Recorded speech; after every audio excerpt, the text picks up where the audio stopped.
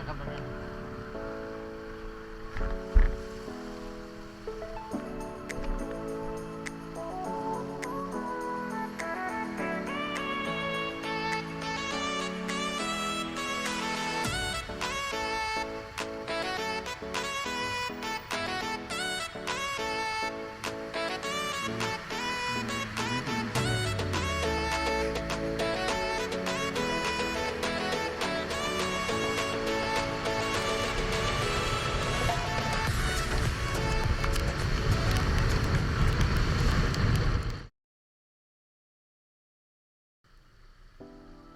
กราบสวัสดีครับขอบคุณทุกท่านที่เข้ามารับชม BMNY Channel ครับผมวันนี้ก็ไม่ได้ไปไหนครับเพิ่งเลิกงานขับรถกลับบ้านตามปกติครับวันนี้เป็นวันศุกร์ที่ 22 ตุลาคม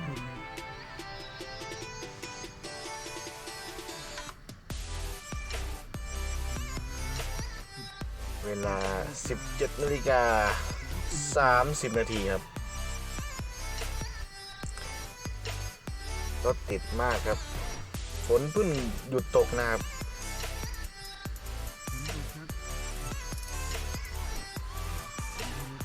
ปกติเส้นนี้ก็ติดอยู่แล้วนะ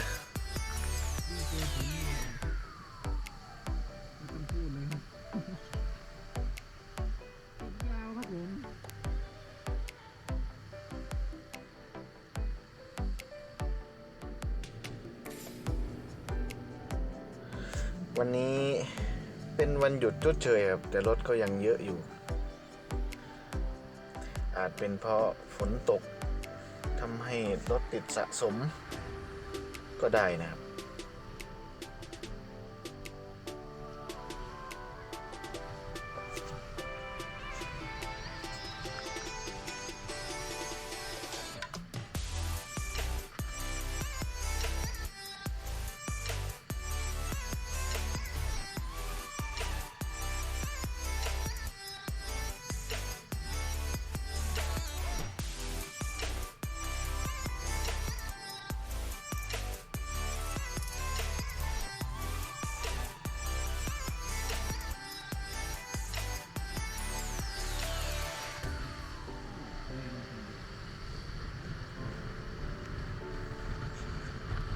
ไปครับ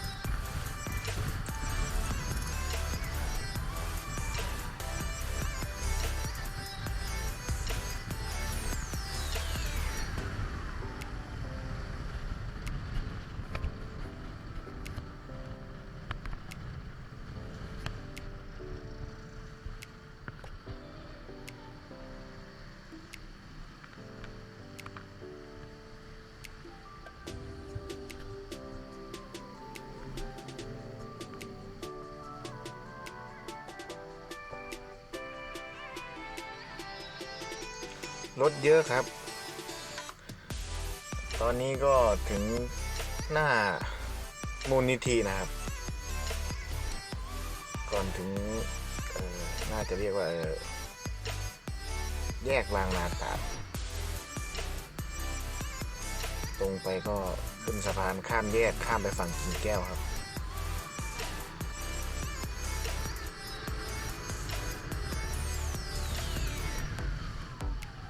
อืม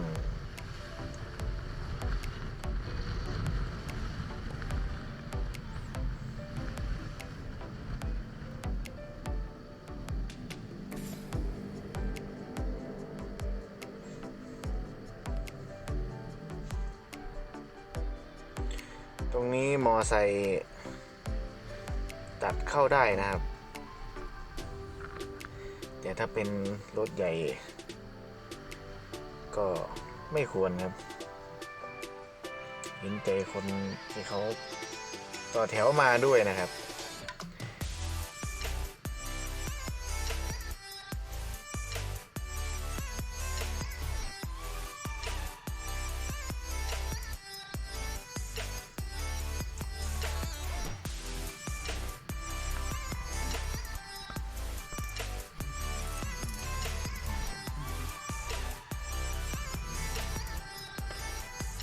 เหมือนอะไรกระเด็นโดนใต้ท้องรถ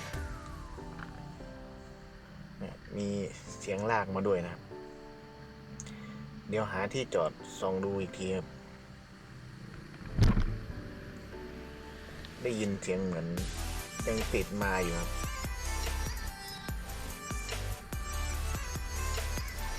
ช่วงนี้ไม่ได้ยินนะน่าจะหล่นไปเมื่อกี้แล้วมั้งครับ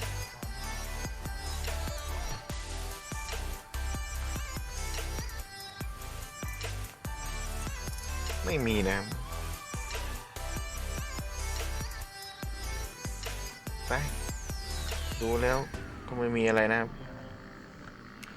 สงสัยหล่นไปช่วงที่ขึ้นคอสะพานเมื่อกี้ครับไปครับเดินทางต่อเดี๋ยวฝนตกมาอีกรอบ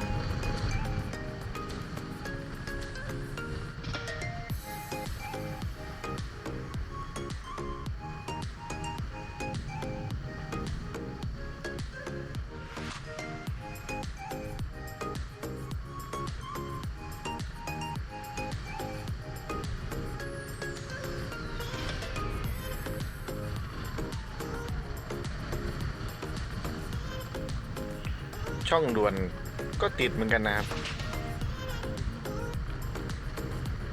สงสัยจะติดตรงทางเบี่ยงออกโอ้วาลองครับสงสัยติดทางเบี่ยงออกที่จะขึ้นทางด่วนกาญจนาครับ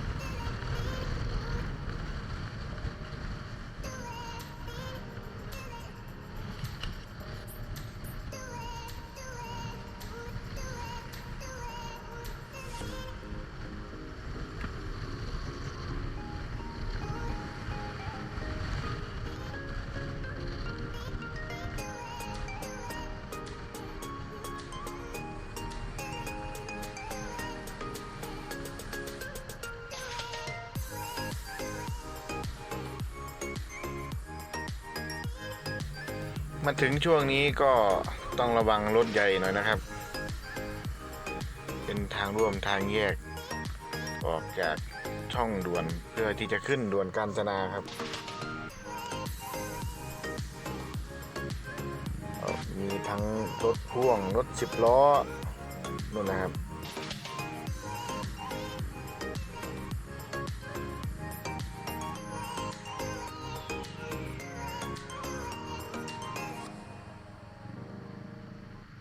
ตรงนี้ก็ติดรถ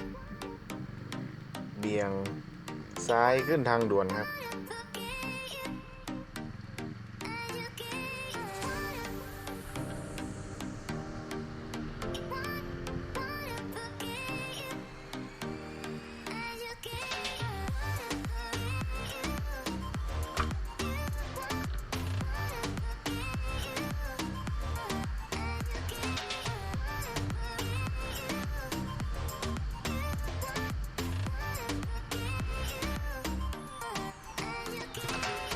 นี่แหละครับซ้ายมือเป็นทางเบี่ยงขึ้นทางด่วนมุ่งหน้าสุขสวัสดิ์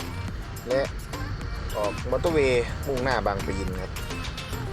จำไม่ได้ว่าตรงนี้เขาเรียกว่าด่านอะไรน่าจะด่านบางแก้วใช่ไหม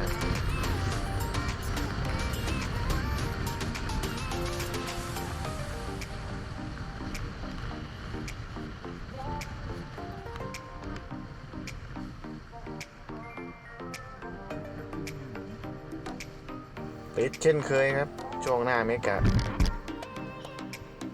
ยิ่งฝนตกด้วยนี่ไม่ต้องสืบเลยครับ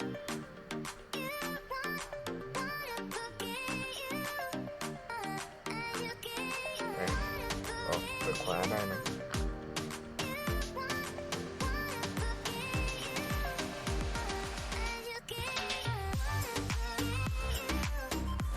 วางไปได้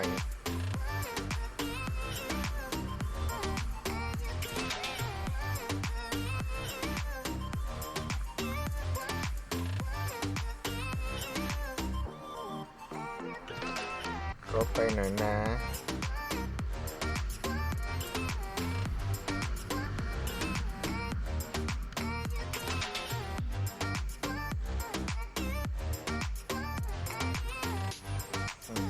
มีน้ำขังครับ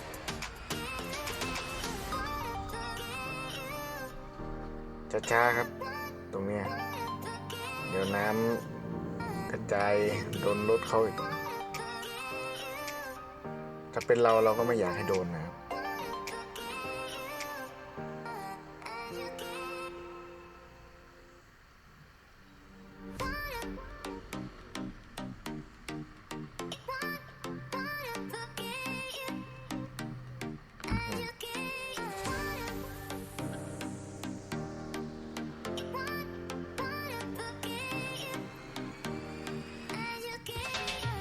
อ๋อข้างหน้าน้ำท่วมครับนี่หน้ารถติดสะสมยาวเลย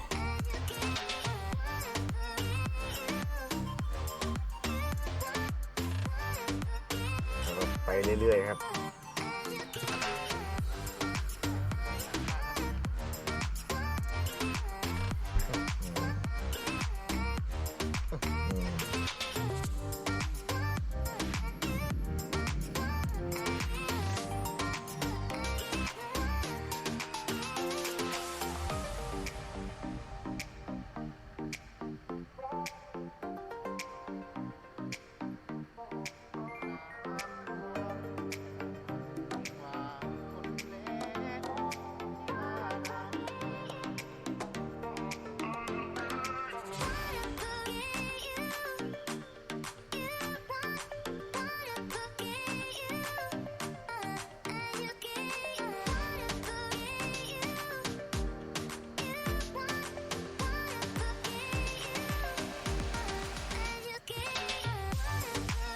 ถ้าไม่อยากเปียกให้ห่างๆไว้ครับดูทรงแล้วขับใกล้ไม่ได้ครับ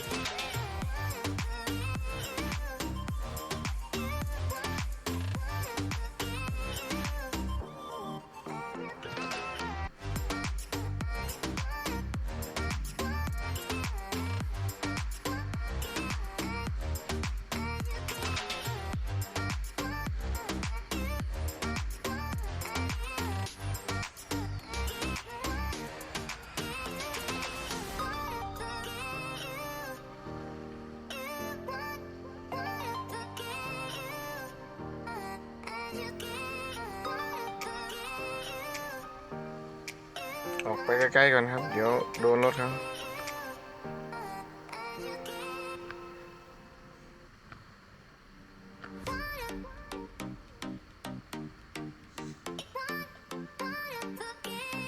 หน้าไทยวัสดุก็ท่วมนะครับ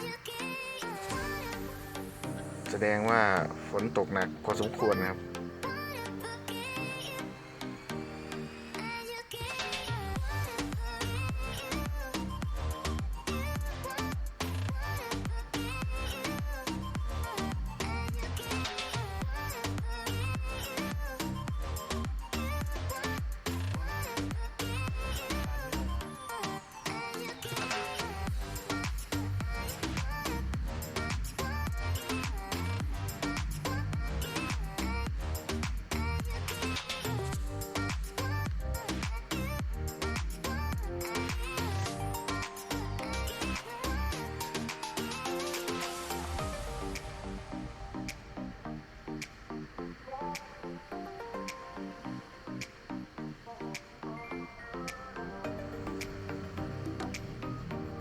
โอ้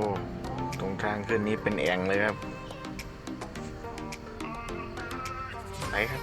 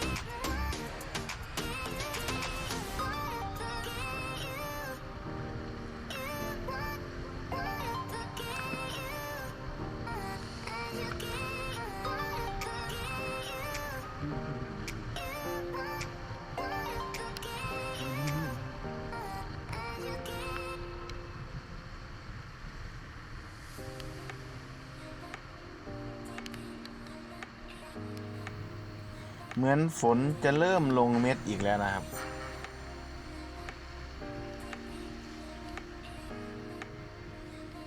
ดูจากพื้นที่เปียกแล้วน่าจะเพิ่งตกไปนะครับเนี่ย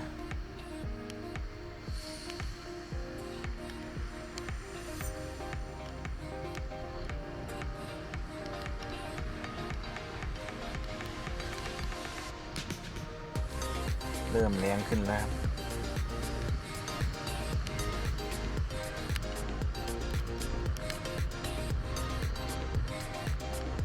ไม่รู้ว่าจะรอดไหมก่อนจะถึงบ้านนะครับ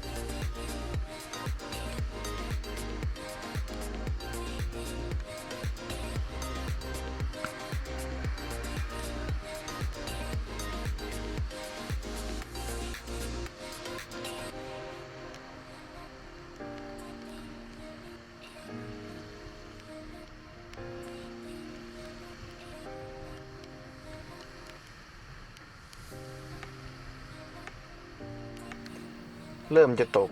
อีกแล้วนะครับรีบกลับดีกว่าครับ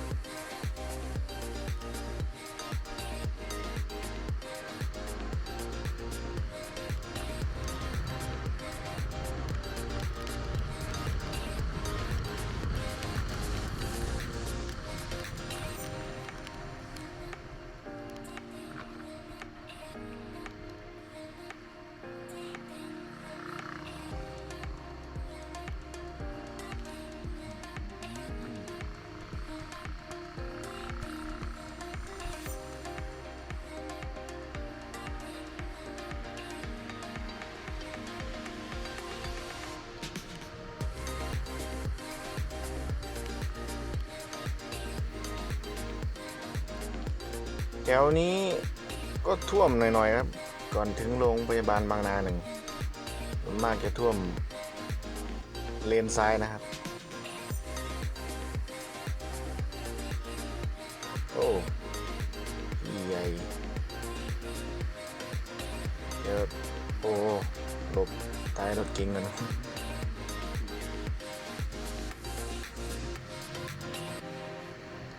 ไปโอ้ไม่ทันแล้วไปเลย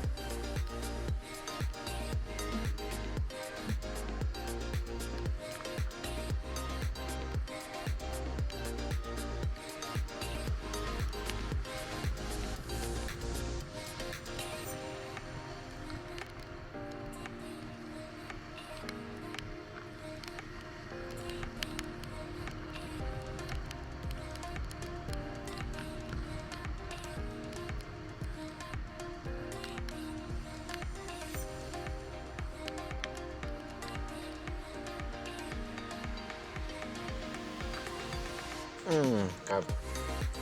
ตรงนี้ก็น้ำขังครับโหลดท้ายรถก่อนครับ